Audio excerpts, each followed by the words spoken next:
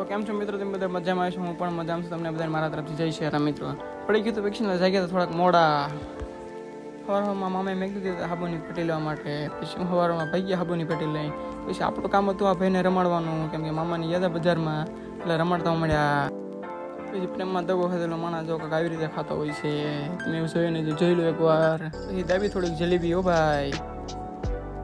જવાનું તો એક સ્ટોલનું એડવર્ટાઈઝ કરવા માટે. પછી નીકળી ગયા એડવર્ટાઈઝ કરવા માટે. પછી બપોર બેસી ગયા જમવા.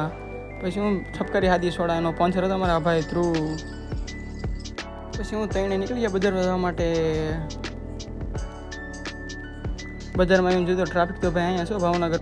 પોગી ગયા હતા દુકાને ને દુકાન પોગીને કાચમાં આઈફોન ન દેખાડ્યું બને ભાઈ દેખાડી દીધો કાચમાં આઈફોન. પછી તઈને એટલી બધી ઠેલી કરી નાખી બુક. એટલે કપડાની આખી દુકાન બુક કરીને ગયા. પછી હું પણ નીકળી ગયો મારા ઘર બાજુ. ઘરે આવીને મેં કીધું જમવામાં જોવા જેટલું છે. પછી બસ આ બ્લોગ આપણે અહીંયા જઈને છું મસ્ત નચરી ન ટાટા બાય બાય.